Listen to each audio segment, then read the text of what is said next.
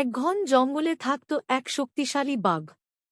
সে নিজের শক্তি নিয়ে খুব গর্ব করত এবং ভাবত, এই জঙ্গলে তার চেয়ে বড় কেউ নেই।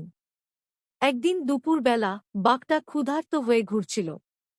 হঠাৎ সে দেখল এক শিয়াল শান্তভাবে গাছের ছায়ায় বসে আছে।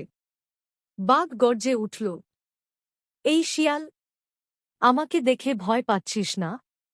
শিয়াল মুচকি হেসে বলল, ভয় পেলে তো আমি এখনো এখানে থাকতাম না, মহারাজ।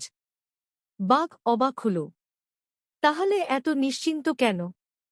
শিয়াল বলল, কারণ আমি জানি শক্তির চেয়েও বুদ্ধি বড়। বাঘ হাসল, বুদ্ধি দিয়ে কি পেট ভরে? আজ তোকে খেয়েই ফেলব। শিয়াল তাড়াতাড়ি বলল, আমাকে খাওয়ার আগে একটা ছোট অনুরোধ। জঙ্গলের সবাইকে ডেকে দেখান কারা বেশি ভয় পায়। কৌতূহলী হয়ে বাঘ রাজি হল। সে জোরে গর্জন করতেই সব পশু পালাতে লাগল। শিয়াল তখন শান্ত গলায় বলল, দেখলেন, তারা আপনার গর্জনে নয়, আপনার রাগে ভয় পাচ্ছে। রাজা সেই যে ভয় না দেখিয়ে সম্মান পায়। বাঘ থেমে গেল। প্রথমবার সে কিছু ভাবল।